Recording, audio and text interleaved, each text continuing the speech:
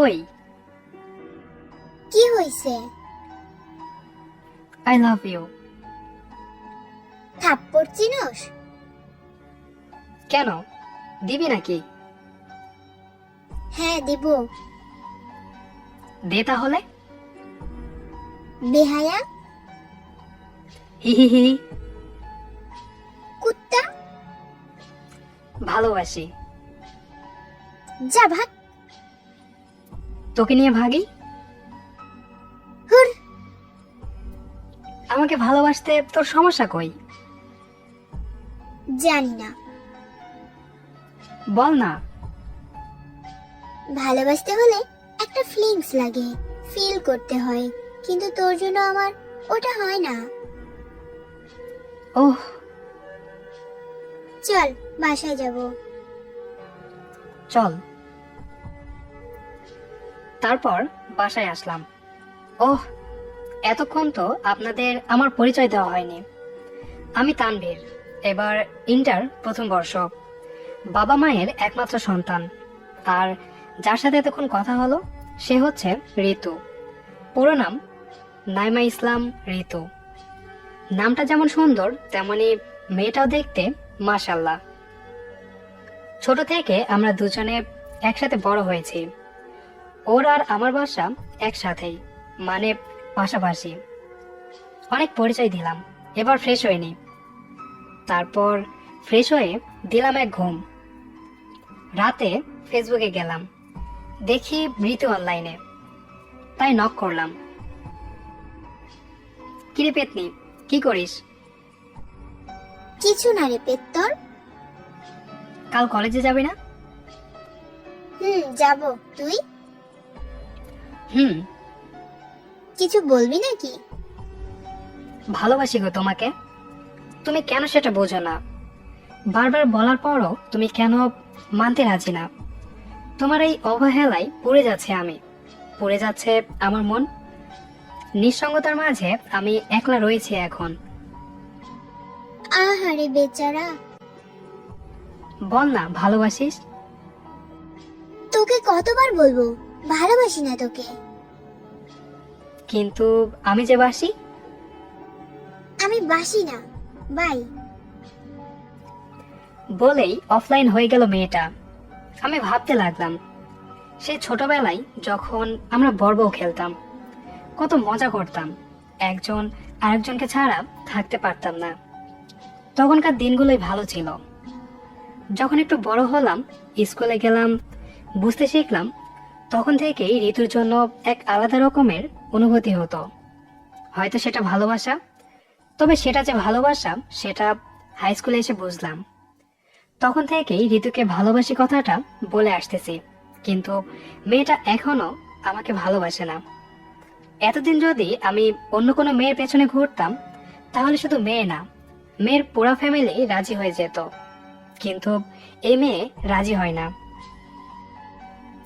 কখনো কখনো তো মনে হয় খামাখা শুধু মেয়েটার পিছনে ঘুরতেছি, কিন্তু পরক্ষণেই আবার মনে হয় ভালোবাসি তো মেয়েটাকে।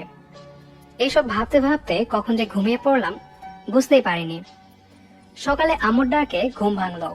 তারপর ফ্রেশ হয়ে নাস্তা করে কলেজে গেলাম। এমনি ভাবে চলতে লাগলো আমার জীবন, কিন্তু এখনো ঋতুকে ভালোবাসি কথাটা বলা বাদ দেইনি। আসলে বুঝি না, মেয়েটা কারোর সাথে রিলেশনও করে না, আবার আমাকেও অ্যাকসেপ্ট করে না। মেয়েদের বোঝা বড় দায়। চলে গেল এভাবে আরো 2 মাস। অবশ্য এই 2 মাসে আমার মধ্যে তো কোনো পার্থক্য হয়নি, তবে ঋতুর মধ্যে অনেকটা হয়েছে। মেয়েটা অনেক বদলে গেছে। এখন ওর সাথে কথা বললে একটুতে রেগে যায়, নানা রকম ভাবে অপমান করে, ফোন করলে রিসিভ করে না, মেসেজ করলে সিন করে না, ইত্যাদি। তার এই বদলে যাওয়াটা আমাকে অনেক কষ্ট দেয়, তবে কিছু বলতে পারি না তাকে, কারণ ভালোবাসি যে মেয়েটাকে। পরের দিন কলেজে গেলাম, কিন্তু কলেজে আসার সময় শুনলাম ঋতু নাকি আগেই কলেজে আসছে। অবশ্য নতুন করে না, এটা 2 মাস থেকেই হচ্ছে। কলেজের মাঠে বসে আছি, এমন সময় যা দেখলাম তাতে আমি একদম পুরাই থ হয়ে গেছি। কারণ ঋতু একটা ছেলের সাথে হাত ধরে ঘুরে বেড়াচ্ছে। নিজের চোখকে বিশ্বাস করতে পারলাম না। আমার ঋতু কিনা অন্য একটা ছেলের হাত ধরে ঘুরে বেড়াচ্ছে। আর কলেজে থাকলাম না, সোজা বাসায় চলে আসলাম। না, আমাকে জানতে হবে ওই ছেলেটাকে। তাই বিকেলের দিক গেলাম ঋতুদের বাসায়। দেখলাম মেয়েটা রুমে বসে মোবাইল টিপতেছে। কিরে, কি করিস? দেখতেই তো পাচ্ছিস, তাহলে বলার কি আছে? তোকে একটা কথা বলা ছিল। কি বলবি বল, আমার হাতে সময় নেই। কলেজে তোকে দেখলাম একটা ছেলের সাথে ঘুরতে। ছেলেটা কে? সেটা কি তোকে বলতে হবে, ছোট লোক কোথাকার? আর তুই আমার কে যে তোকে সেটা বলতে হবে? আমি শুধু জানতে চেয়েছিলাম কে ছেলেটা। ছোট লোকের বাচ্চা, তোকে কেন বলবো? আর তুই সবসময় আমার পিছনে কেন পড়ে থাকিস লেলি কুত্তার মতো? তোর কি হায়া নাই নাকি? তোকে তোর বাবা মা কিছু শেখায় নাই? তাহলে কুত্তার লেজ কখনো সোজা হয় না। আর বলেছিলি না ছেলেটা কে? ওটা আমার বিএফ হইছে এবার। এসব কথা শুনে আর নিজের চোখের পানি আটকাতে পারিনি। ভাবতে পারিনি ঋতু আমাকে এভাবে অপমান করবে। চলে আসলাম সেখান থেকে। তারপর বাসায় এসে সেদিন অনেক কান্না করেছি, কিন্তু একসময় মনে হলো আমি কার জন্য কান্না করতেছি, যে কিনা আমাকে ভালোবাসে না তার জন্য। না, আমি কাঁদবো না, আর আমি থাকবো না এখানে, চলে যাব এই শহর থেকে। তাই আব্বুকে বললাম, আব্বু, আমি আর এখানে থাকবো না, আমি ঢাকাতে আঙ্কেলের কাছে থাকবো। আব্বু আমাকে সম্মতি দিল ঢাকায় যাবার। তারপর চলে আসলাম আমার রুমে, সবকিছু গুছিয়ে নিলাম। পরের দিন চলে গেলাম এই শহর ছেড়ে, আমার ঋতুকে ছেড়ে। আসলে ঋতু এখন আমার নাম, অন্য কারো। আমি ঢাকাতে আসছি এটা কাউকে বলিনি, আমার বন্ধুরাও জানে না, শুধু আমার পরিবার ছাড়া। তো ঢাকায় চলে আসলাম। আঙ্কেল আমাকে দেখে তো অনেক খুশি। কেনই বা হবে না, আমি তো একমাত্র ছেলে আমাদের বংশের। আর আঙ্কেলের তো কোনো ছেলে মেয়ে হয়নি। শুনেছি এক অসুখ হয়েছিল আন্টির, যার ফলেই আজ এমন। তারপর আঙ্কেল আমাকে এক কলেজে অ্যাডমিশন নিয়ে দিল। আমিও ভুলতে লাগলাম সব। আমার সিম চেঞ্জ করলাম, সবখানেই ঋতুকে ব্লক করলাম। আমার নাম্বার শুধু আমার পরিবার ছাড়া কাউকে দেইনি। 3 বছর পর আজ অনেকদিন পর বাসায় যাচ্ছি। অবশ্য আমার যেতে ইচ্ছে করছিল না, তবে আঙ্কেল অনেক করে বললেন, তাই যাচ্ছি সেই চিরচেনা শহরে। এই 3 বছরে আমি ঋতুকে প্রায় ভুলে গেছি। এখন আর তার কথা তেমন মনে পড়ে না।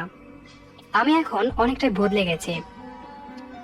সেখান থেকে চলে আসার পর শুধু পড়াশোনায় মন দিয়েছিলাম, যার ফলে অনেক ভালো রেজাল্ট করেছি। তার সাথে ভালো একটা ভার্সিটিতেও সুযোগ পেয়েছি। সব থেকে বড় কথা হলো যে ভার্সিটিতে আমি সুযোগ পেয়েছি সেটা আমাদের শহরেই, মানে আঙ্কেলদের বাসা থেকে কিছু দূর দূরেই। এসব ভাবতে ভাবতে কখন যে আমার গন্তব্যস্থানে এসে পড়েছে সেটা মনে নেই। তারপর বাস থেকে নেমে দেখলাম আব্বু এসেছে। আমাকে দেখেই আব্বু আমার কাছে এসে আমাকে জড়িয়ে ধরলো। তারপর বাসায় আসলাম। আমাকে দেখে তো আম্মু কেঁদেই দিয়েছিল। আসলে এক ছেলে তো, তারপরেও মায়ের মন বলে কথা। আমার রুমে গেলাম, কিন্তু আমি তো রুমটা দেখে অবাক হয়ে গেলাম, কারণ আমার রুমটা অনেক সুন্দর করে সাজানো। দেখে মনে হয় না কেউ এই রুম ব্যবহার করে না। তারপর ফ্রেশ হয়ে বিশ্রাম নিচ্ছিলাম, এমন সময় ঋতুর কথা মনে পড়ে গেল। পরে আবার ভাবলাম হয়তো এতদিনে মেয়েটার বিয়ে হয়ে গেছে, তাই আর বেশি কিছু ভাবলাম না। বিকেলের দিকে একটু বের হলাম সব পুরনো বন্ধুদের সাথে দেখা করতে। ওরা তো আমাকে দেখে অনেক খুশি। জমিয়ে আড্ডা দিলাম। তারপর সন্ধ্যার আগে বাসায় আসতেছি। এমন সময় মনে হলো কে যেন আমাকে দেখতেছে। আশেপাশে তাকিয়ে দেখি কেউ নাই, হয়তো আমার মনের ভুল। তাই বাসায় আসলাম। সেদিনের মতো রাতে খেয়ে ঘুমালাম। সকালে উঠে ফ্রেশ হলাম, তারপর নাস্তা করতে গেলাম। কিন্তু আমি গিয়ে দেখি একটা মেয়ে আমাদের বাসায় আর আম্মুর সাথে কাজ করতেছে। আমি ওইদিকে মন না দিয়ে খেতে বসলাম। আম্মু, আমাকে খেতে দাও। দিচ্ছি। তাড়াতাড়ি দাও। তারপরে দেখলাম মেয়েটা নাস্তা নিয়ে আসতেছে, কিন্তু মেয়েটাকে দেখতে অনেক সুন্দর ও কিউট। মেয়েটার চেহারা একটু গোল, যার ফলে তাকে আরো কিউট দেখাচ্ছে। অনেকক্ষণ ধরে তাকে চেনার চেষ্টা করতেছি, কিন্তু চিনতে পারলাম না। তাই বললাম, কে আপনি? আপনাকে তো ঠিক চিনতে পারলাম না। আরে, ও ঋতু। ওকে চিনতে পারিস নাই?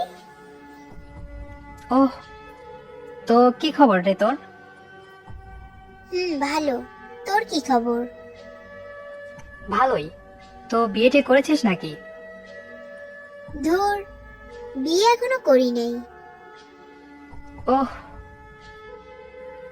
তারপর আর কোনো কথা হয়নি। আমি খেয়ে চলে আসলাম আমার রুমে। চলে গেল 1 সপ্তাহ। আমার বাসায় আসার মধ্যে আঙ্কেল আন্টিকে অনেক মিস করেছি। তবে এই কয়দিনে ঋতুর মাঝে অনেকটাই পরিবর্তন দেখেছি। মেয়েটা এখন সব সময় আমাদের বাসাতেই থাকে। ঋতু আমাকে কিছু বলতে চাইছে কিছুদিন ধরে, কিন্তু বলতে পারছে না। তো একদিন রাতে ছাদে বসে চাঁদ দেখতেছি, এমন সময় দেখলাম ঋতুও ছাদে আসলো। আমি কিছু না বলে চুপচাপ বসে আছি। তখনই ঋতু বলল, তোর সাথে কিছু কথা আছে। বল। আসলে আমি তোকে ভালোবাসি। তুই যখন ছেড়ে চলে গেলি, তখনই তোর ভালোবাসা বুঝতে পারলাম। আর কন্ট্রোল করতে পারলাম না নিজেকে। ঠাস ঠাস করে 4টা থাপ্পড় দিলাম মেয়েটাকে। কি ভাবিস তুই নিজেকে? ভালোবাসা অত সস্তা না যে বললেই হয়ে যাবে। আর তোর কয়টা বিএফ লাগে? একজনের সাথে প্রেম করে হয় না? লুচ্চা মেয়ে কোথাকার। বলেই ছাদ থেকে চলে আসলাম। যখন কথাগুলো বলতেছিলাম দেখেছিলাম ঋতু চোখে পানি। তবে আমি আর এসব ভাবতে চাই না। না, আর এখানে থাকা যাবে না। কালকে চলে যাব আমি এখান থেকে। রাতে আব্বুকে বলে সব ঠিক করে নিলাম। সকালেই আমার ট্রেন, তাই রাতেই সব গুছিয়ে নিলাম। আমি এখন ট্রেনে বসে আছি, চলে যাচ্ছি আবার এ শহর ছেড়ে। ভাবছিলাম আরো বেশ কিছুদিন থাকবো, কিন্তু সেটা আর হলো না, শুধু ঋতুর জন্য। যাক, যা হয়েছে ভালোই হয়েছে। ঢাকাতে আসার আমার আজ 15 দিন হয়ে গেল। সব ভুলে আবার নতুন করে শুরু করলাম। নতুন বলতে ঋতুর কথা ভুলে গেছি, কারণ ভার্সিটিতে আমার অনেক ফ্রেন্ড, সেটা ছেলে হোক বা মেয়ে। অনেকগুলো মেয়ের প্রপোজ পেয়েছি ভার্সিটিতে এসে, কিন্তু কাউকে অ্যাকসেপ্ট করিনি। কেন করিনি জানি না। হয়তো আজও আমার মনে ঋতুর জন্য জায়গা আছে। একদিন ভার্সিটি থেকে বাসায় আসতেছি, এমন সময় একটা মেয়েকে দেখলাম। পরে বুঝতে পারলাম, আরে ওটা তো ঋতু। কিন্তু ঋতু এখানে এসে কি করবে? হয়তো অন্য কাউকে দেখেছি ঋতুর মতো।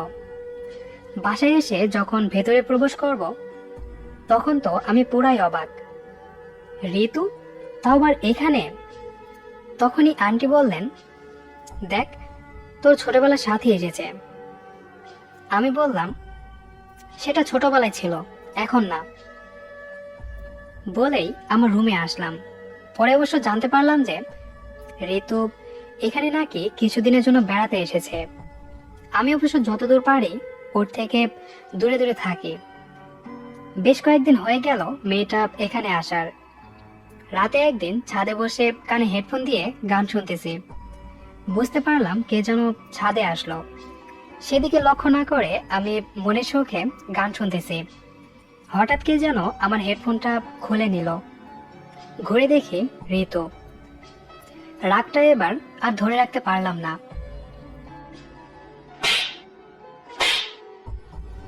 কি সমস্যা কি তোর? তোর সাথে কথা আছে। আমার কোনো কথা নাই। আমার আছে। কি কথা থাকবে তোর? অন্য একটা ছেলের সাথে প্রেম করিস, আবার আমাকে এসে ভালোবাসি বলিস? লজ্জা করে না তোর? তুই সত্যিটা জানিস না, আগে শোন তারপর বলিস। আচ্ছা বল, শুনি, কি বলবি? সেদিন তুই কলেজে যে ছেলেটাকে দেখেছিলিস, ওটা আমার মামাতো ভাই। ওহ আচ্ছা, আজকাল ভাই বোনেরাও হাত ধরাধরি করে ঘুরে বেড়ায় বুঝি? ওটা আমি তোকে দেখানোর জন্য করেছিলাম, কারণ তোকে আমার তখন একদম সহ্য হতো না। তাই আমি প্ল্যান করেছিলাম কি করে তোর থেকে মুক্তি পাবো, তাই ওসব করেছি। আমার প্ল্যান যখন সফল হলো তখন আমি খুব খুশি ছিলাম। কিছুদিন পর আবার শুনলাম তুই নাকি ঢাকা চলে গেছিস। সেদিন আরো খুশি হলাম যে যাক বাবা, এতদিন পর আমি আজ মুক্ত। কিন্তু কেন জানি মনে সুখ ছিল না। কিছুদিন যেতে না যেতে তোকে মিস করতে লাগলাম, তোর ভালোবাসি বলাটা মিস করতে লাগলাম। পরে যখন বুঝতে পারলাম যে আমিও তোকে ভালোবেসে ফেলেছি, তখন অনেক দেরি হয়ে গেছিল। ফোনে, ফেসবুকে সব জায়গায় তোর সাথে যোগাযোগ করার চেষ্টা করলাম, কিন্তু সব দিক থেকেই ব্যর্থ হলাম। পরে আন্টির কাছ থেকে তোর নাম্বার নিলাম, কিন্তু ফোন করে তোকে কি বলবো সেটাই বুঝতে পারতেছিলাম না। তাই তোর জন্য অপেক্ষা করতে লাগলাম, কিন্তু তুই আসলি না। আসলি তাও আবার 3 বছর পর। এই 3 বছরে কত কষ্ট হয়েছে আমার জানিস? যখন তুই দূরে চলে গেলি তখন বুঝলাম ভালোবাসা কি, কারো জন্য অপেক্ষা করাটা কত কষ্টের। তোর জন্য প্রতি রাত কাঁদতাম, তোর ছবি বুকে নিয়ে ঘুমাতাম। তোকে আমি অনেক ভালোবাসি, তুই আমাকে ফিরিয়ে দিস না, তা না হলে আমি মরেই যাব। আমি শুধু এতক্ষণ চুপ করে ওর কথাগুলো শুনতেছিলাম। কি রে, চুপ করে আছিস কেন? কিছু বল। আমি তোকে ভালোবাসি না। আমাকে যখন ভালোই বাসিস না, তাহলে এতগুলো মেয়ের প্রপোজ কেন অ্যাকসেপ্ট করিস নাই? সেটা আমার ব্যাপার, তোকে বলতে হবে নাকি? তুই যদি আমাকে ভালো না বাসিস তাহলে আমি এখানেই ছাদ থেকে লাফ দেব। তো দে না, কে মানা করছে তোকে? ওকে, শেষবারের মতো বলছি, ভালোবাসি তোকে। তারপর ঋতু যখনই ছাদ থেকে লাফ দিতে যাবে তখনই ওকে ধরে ফেলেছে। তারপর ঠাস করে চর বসিয়ে দিলাম। তুই কি পাগল হয়ে গেছিস নাকি? হ্যাঁ হ্যাঁ, আমি পাগল হয়ে গেছি, তোর জন্য পাগল হয়েছি। কেন আটকাতে গেলি তুই আমাকে? তুই চলে গেলে আমার কি হতো একবার ভেবে দেখেছিস? উহ, ভালোবাসি পাগল তোকে। আমিও ভালোবাসি এই পাগলিটাকে। তাহলে এত কষ্ট দিলি কেন? তুই বুঝি দিস নাই? আর দিব না। আমিও দিব না, এবার শুধু ভালোবাসবো। এবার থেকে শুধু তুমি, কোনো তুই না। ওকে ওকে। এই, আরো জড়িয়ে ধরো। আমাকে ছেড়ে আর যাবে না তো? একদম না। এই, একটা পাপ্পি দিবা? যা দুষ্টু। বলেই আমার বুকে মাথা লোকালো। তারপর তারপর আর কি, কাম খাতাম, পয়সা উসুল। গল্পটি আপনার কাছে কেমন লেগেছে সেটি অবশ্যই কমেন্ট করে জানিয়ে দেবেন। এরকম আরো সুন্দর সুন্দর গল্প শুনতে আমাদের তানভীজ ভয়েস ইউটিউব চ্যানেলটি সাবস্ক্রাইব করে সাথেই থাকবেন। ধন্যবাদ সবাইকে।